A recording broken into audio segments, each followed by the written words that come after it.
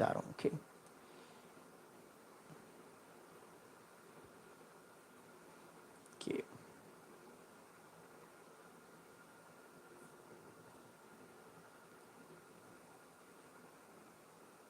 Yes, here we go again. कहां पे खड़े होकर बात की है? More importantly Rajnath Singh. तो ये आप देख रहे हैं मैप पाकिस्तान भारत का, ये मैप देख रहे हैं पाकिस्तान भारत का, ये सारे मिलिट्री बेसिस हैं। इसको देखिएगा गौर से। राजनाथ सिंह, ये बॉर्डर है बेसिकली, ये बॉर्डर है सारा, ये वाला बॉर्डर है बेसिकली।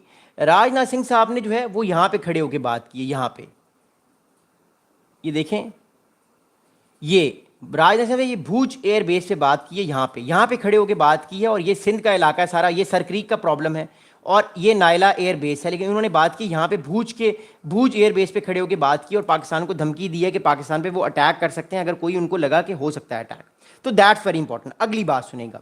अब अगली इंपॉर्टेंट बात ये है कि अगर मिसाल के तौर पर हम एक हिपोथेटिक सिचुएशन भी ले लेते हैं। अभी देखिए, एक बात तो तय है, अगर पाकिस्तान पे भारत अगला हमला करेगा तो अगर वो कराची पे करेगा तो वो कहां कहां से कर सकता है? कराची पे।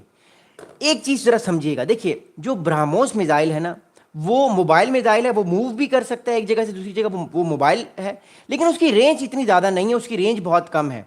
तो भारत किन किन इलाकों से खड़े होकर कराची पे हमला कर सकता है आने वाले टाइम पे जब कोई सिनेरियो बनेगा? मैं आपको वो अभी इलाके दिखाता हूं और पाकिस्तान का क्या रिस्पॉन्स हो सकता है या होना चाहिए, या एज ए मिलिट्री एनालिस्ट हो सकता है या होगा। पहले मैं आपको ब्रह्मोस मिसाइल की बात करता हूं कि ब्रह्मोस मिसाइल की रेंज कहां कहां से और कितनी है। देखिए, ब्रह्मोस मिसाइल जो है वो एक क्रूज मिसाइल है। क्रूज मिसाइल जो होता है उसको पकड़ना इतना आसान नहीं होता, वो ज़मीन के साथ साथ लग के चलता है, उसको डिटेक्ट करना इतना आसान नहीं होता। पाकिस्तान ने भी ब्रह्मोस के जवाब में फतेह मिसाइल बना लिया है। अब ब्रह्मोस भारत कहां कहां से इस्तेमाल कर सकता है कराची के अगेंस्ट, वो मैं आपको दिखाता हूं, ज़रा समझिएगा। मैं आपको एक मैप दिखा रहा हूं पाकिस्तान भारत का। ओके, मैं आपको पाकिस्तान भारत का एक मैप दिखा रहा हूं, इसको सुनिएगा। बल्कि मैं आपको एक और मैप दिखाता हूं, ये मैप थोड़ा सा ज़रा मुश्किल है, मैं आपको ज़रा एक आसान मैप दिखाता हूं, एक सेकेंड, और पाकिस्तान का रिस्पॉन्स भी बताता हूं।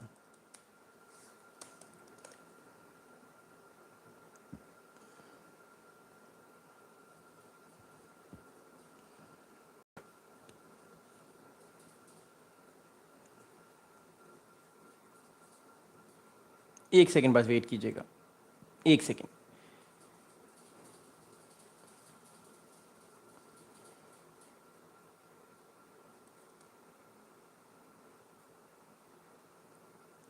ऑल राइट,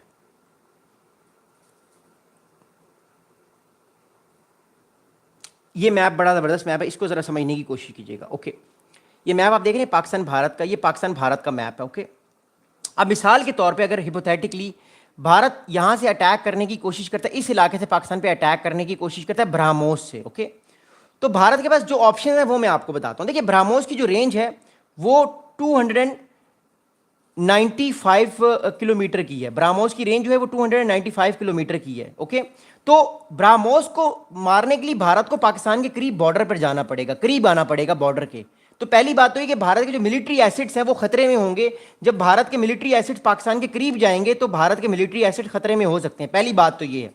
अगली इंपॉर्टेंट बात ये है कि भारत की जो नेवी की फोर्स है, जो नेवल फोर्स है, भारत की जो नेवल फोर्स है वो अपनी नेवी को यहां पे इंगेज करके भी ब्रह्मोस पाकिस्तान पर मार सकती है, क्योंकि ये नेवी, एयर और सी, ये तीनों से मार सकता है। तो भारत की नेवी भी आ सकती है, इंगेज हो सकती है। तो भारत को मूव करना पड़ेगा आगे। भारत के पास ये एक डिसएडवांटेज है कि भारत को आगे मूव करना पड़ेगा, मोबिलाइज करना पड़ेगा, अपने आप को मूव करना पड़ेगा, क्योंकि ब्रह्मोस की रेंज बहुत कम है, इट इज ओनली 295 किलोमीटर। लेकिन वेदर पाकिस्तान को मूव करने की जरूरत नहीं है, बिकॉज पाकिस्तान का जो फतेह 4 मिसाइल है, क्रूज मिसाइल, उसकी जो रेंज है वो 750 किलोमीटर की रेंज है। तो पाकिस्तान की मिलिट्री जो है वो अगर दूर से भी अटैक करती है तो वो इजीली भारत के इंटरनल एयर बेसिस तक वो क्रूज मिसाइल फतेह 4 पहुंच सकता है, जो पाकिस्तान ने 3 दिन पहले लॉन्च किया। मैं आपको दोबारा एक हिपोथेटिकल सिचुएशन दिखाता हूं। ओके, अब मिसाल के तौर पर इसको सुनिएगा। मैं आपको फिर पाकिस्तान की जो नई मिलिट्री डॉक्ट्राइन है मैं उसके बारे में बात करता हूं। मैं भी कराची पे फोकस करना चाह रहा हूं, सिर्फ कराची पे। ओके, मिसाल के तौर पे भारत ने नायला एयर बेस से अटैक किया। ओके, नहीं, ऑल राइट, इसको थोड़ा छोटा करते हैं और यहां से समझने की कोशिश करते हैं। मिसाल के तौर पे भारत ने अपने इस बेस से अटैक करने की कोशिश की पाकिस्तान के कराची के ऊपर। तो भारत को पहली बात तो ये कि पाकिस्तान के पास भारत का जो है वो ये बेस है, तो भारत को जो है वो बहुत करीब जाके अपना एयर डिफेंस सिस्टम लगाना पड़ेगा, अपना ब्रह्मोस और अपना S-400 बहुत पाकिस्तान के बॉर्डर के पास लगाना पड़ेगा कि कहीं पाकिस्तान रिटेलिएट ना कर दे। पहली बात तो ये है। पाकिस्तान के पास क्या ऑप्शंस हैं?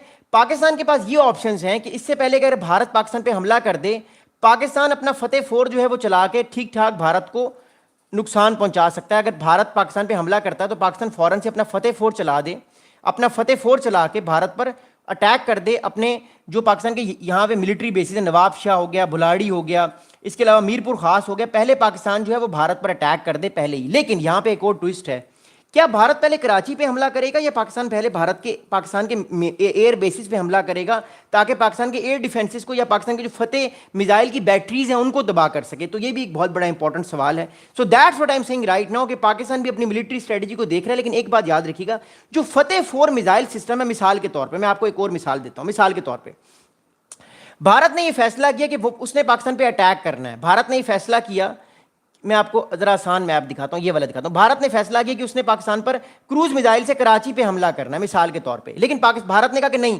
मैं सबसे पहले पाकिस्तान की जो एयर बेसिस हैं यहां पे हमला करूंगा। ओके, भारत ने हमला कर दिया, मिसाल के तौर पे पाकिस्तान का जो एयर डिफेंस सिस्टम है उसको तबाह कर दिया यहां पे। लेकिन जो फतेह 4 है वो पाकिस्तान के डीप इनसाइड पाकिस्तान से भी अटैक हो सकता है, क्योंकि उसकी रेंज जो है वो 750 किलोमीटर है। That's where Pakistan get a strategic advantage कि फतेह 4 पाकिस्तान पीछे से भी अटैक कर सकता है भारत को लेके। मैं फिर दोबारा समझाता हूं। मिसाल के तौर पे ये जहां पे स्टार लगे हुए हैं ये पाकिस्तान के एयर बेसिस हैं। भारत इन पे हमला करके इनको मिसाल के तौर पे नुकसान पहुंचा देता है, तो पाकिस्तान की जो फतेह 4 की बैटरी है वो पीछे से भी, वो डीप इनसाइड पाकिस्तान से भी अटैक करने की कैपेबिलिटी रखती है, क्योंकि इसकी रेंज 750 किलोमीटर है। और गालिबन स्ट्रेटेजी भी पाकिस्तान की ये है कि क्योंकि देखिए अटैक पहले भारत ही शुरू करेगा। ऑपरेशन सिंदूर ने भी भारत ने ही अटैक शुरू किया, पाकिस्तान ने अटैक नहीं किया।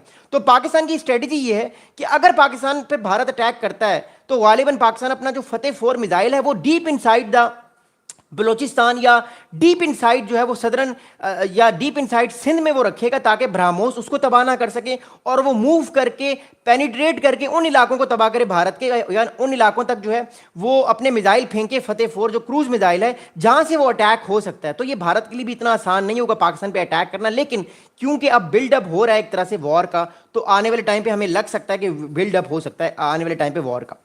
अगली बात सुनिएगा बड़ी इंपॉर्टेंटली, अगली बात क्या है?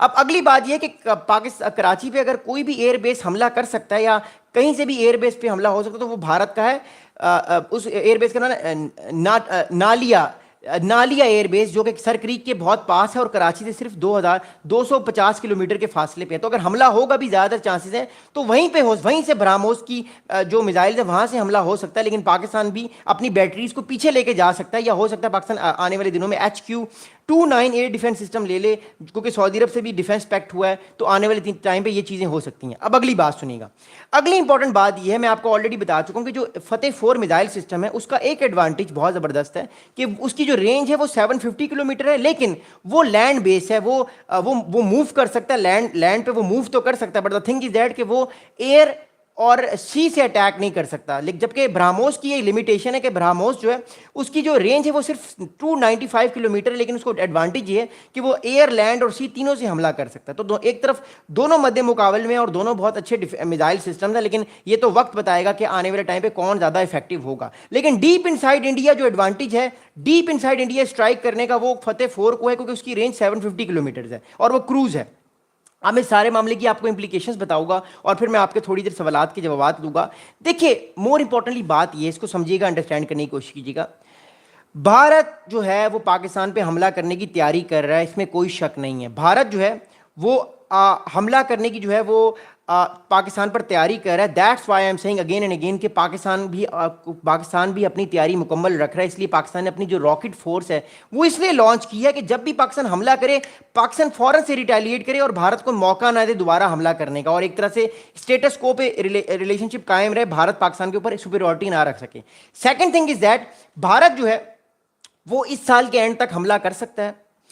2026 में हमला कर सकता है। ये 1.5 साल जो है ये बड़ा क्रिटिकल है और भारत कुछ ना कुछ कर सकता है, बिकॉज एक तरफ अमेरिका का प्रेशर है भारत पे, एक तरफ चाइना का प्रेशर है और यूरोपियन यूनियन का भी भारत पे बहुत प्रेशर है। So these are the thing which India can do. लेकिन पाकिस्तान भी जो है वो अपनी तैयारी करके बैठा हुआ है। रॉकेट फोर्स जो पाकिस्तान ने बनाई है वो ऐसे नहीं बनाई, अपने इलाके को डिफेंड करने के लिए बनाई है। एक और मैं आपको बड़ी इंपॉर्टेंट बात बता दूं, आने वाले दिनों में होगा क्या। देखिए, पाकिस्तान भारत का जो लैंडस्केप जो पहले कश्मीर या पंजाब तक था वो अब राजस्थान में भी आ गया है। अगली जंग में राजस्थान और सिंध का बॉर्डर भी खुलने का खतरा है, खासतौर पे sir creek, run of Kutch, यहां पे भी ड्रोन उड़ने के खतरात हैं। तो याद रखिएगा, गुजरात और सिंध में भी आने वाले दिनों में